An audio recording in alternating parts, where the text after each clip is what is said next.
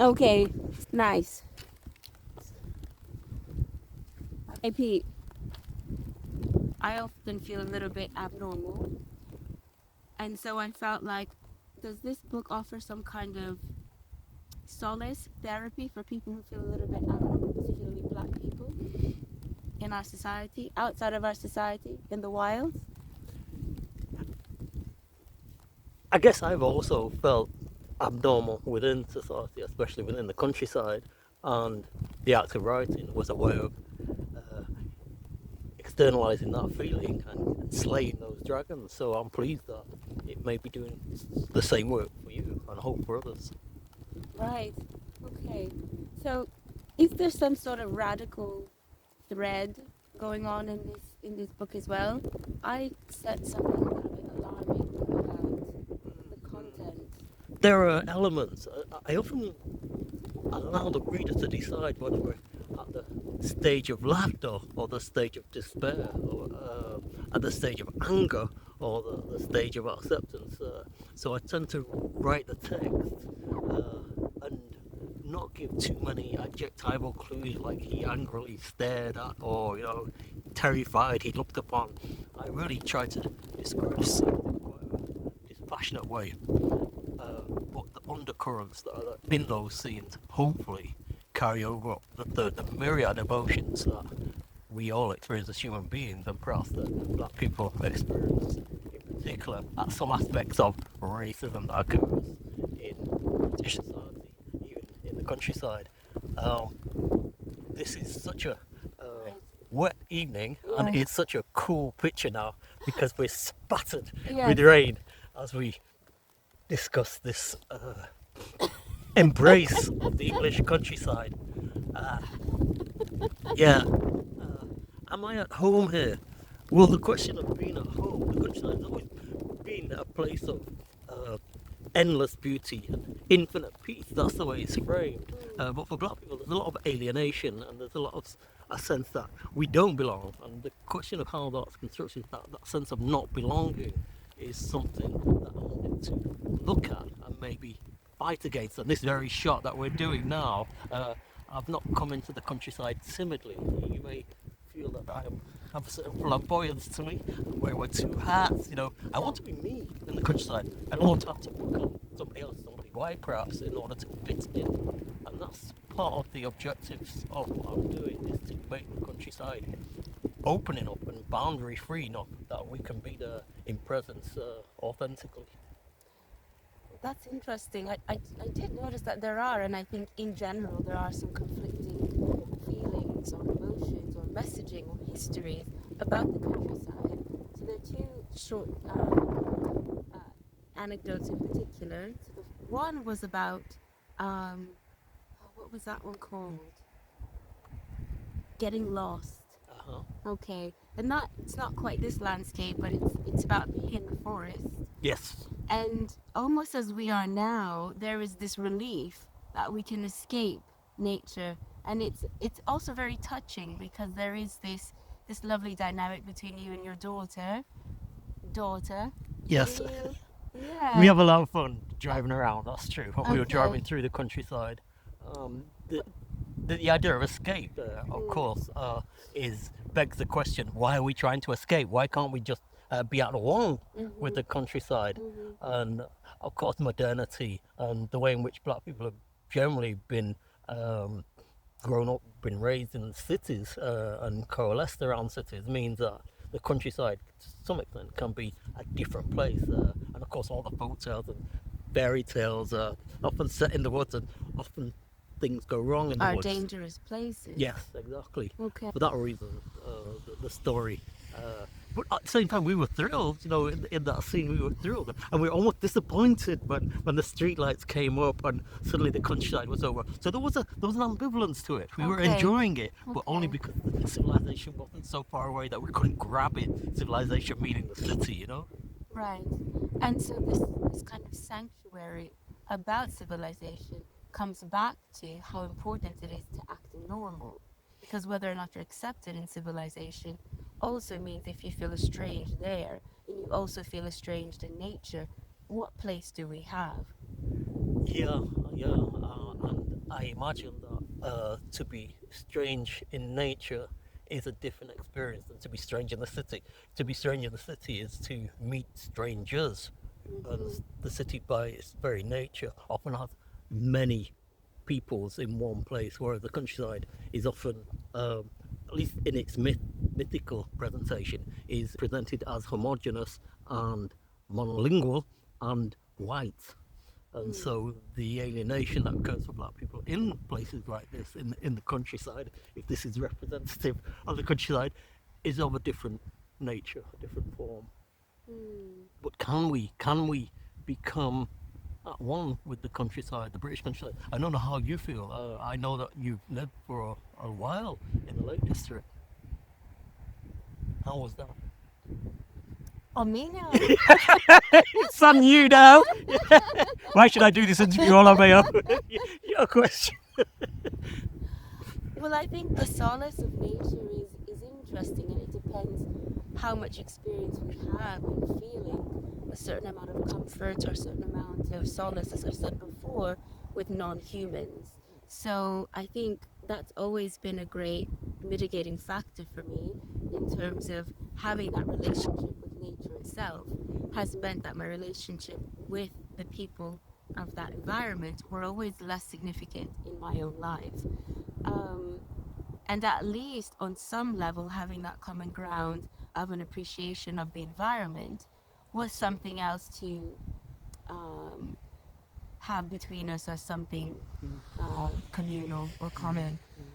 Whereas when you need to talk a little bit more about, I suppose, other kinds of management of resource or other kinds of cultural confrontation between peoples, there are different things at play, and certainly I felt a little bit about that, but it's always been something secondary in my experience. And also my experience in the Lake District is also secondary to interviewing you about this book. It's an interesting strand of thinking that Yeah. you introduced, in that I also always felt really at home among trees Sure. by the river. I Sure. grew up next to a river and I loved wandering around the river. I was there recently, Yeah. quite late at night really, so it Right. was quite dark and I was completely without fear.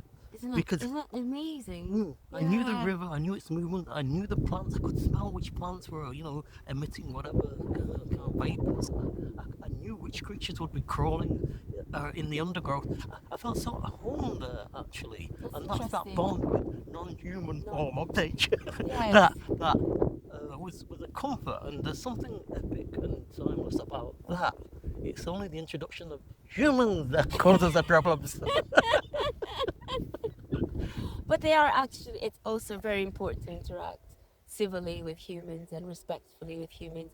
And I love how you're talking a lot about this kind of thing. So one of the other anecdotes, which was also very interesting, talking about being in nature and navigating it with whatever natural instincts or senses that you have, we're in an urban setting in, I think, is it Getting Your Bearings? Yes. Okay, and there, it's another kind of navigation. And I found that particularly potent because you're using these very load-bearing signifiers. And you are having to navigate this text through some very deep and actually quite traumatic history. Can you tell me a little bit about that? Because it goes right towards... Yeah, it was a sense that there was a willing or unconscious desire to erase the black, including slave trade and colonial history of Britain and of towns within Britain, of cities within Britain. And so you can sometimes encounter people depicting the myth of wall-to-wall whiteness in a town while standing on a street that has all the signifiers for the colonial and slave trade connections. And so with that section, I just thought, let me just put them all in one place and then bring them alive through dialogue. And I don't think it was a harsh criticism that white people are unable to observe the resonances, the slave trade and the colonial resonances of a place. It's simply an observation, a black observation. And The challenge, for instance, where we are sitting now with Roaches, you would think this is quintessentially British environment. There's absolutely no connection with anything colonial or empire-like. And yet, the bizarre connection here is that at some point in the history of this land, wallabies escaped into the wild here, and there was a colony or something of wallabies. But where were they coming from? Some zoo. Why did the zoo have them? Because there was a moment during the celebration of Empire Time when exotic animals were collected as signifiers of control over distant exotic lands. And wallabies were Australian. Australia was colonised, and they brought them over there, put them in a zoo, and they escaped. And there was, of course, a parallel with that. There were the human zoos, where they paraded African people almost as animals, as an attraction for white people to come and go up. So you can always find, whether 1, 2, 3 degrees of separation, you can always find a connection. And so the countryside isn't actually pure, whatever that means, of any resonances from those other narratives. The problem is that nobody wants to foreground those narratives. They're cause for consternation. It disrupts the nostalgic dream of a white Britain. Well, that's very, very interesting, and it goes back to my own question about whether I can find some therapy in what I'm reading. And I think it's fair that you do this, and you use the word harsh, but actually I don't find your manner very harsh at all. I think it's quite understated, and that's part of its power. I think it's not an over-the-top criticism. But there are some moments that are stronger than others. So, for example, in Goldilocks, that text there, I can't remember where that is, there is something a little bit more direct when you say that nowhere is safe, no forest is safe. And I found that very direct, particularly the use of sugar and this voracious appetite that you describe, and that's very, very connected to, I think you said, super white Goldilocks or ultra white, and so that's pretty searing. And I'd like to talk about what made you make those decisions, for example, in that fairy tale. I'm asking a lot of questions. And when did you start to detest Goldilocks in your own sort of I'd been a storyteller, telling stories for a long time. My mother brought a lot of Danish folk tales. Sure. I know you go to school, you hear the English folk tales. And Goldilocks has always been a very English tale that people love to tell.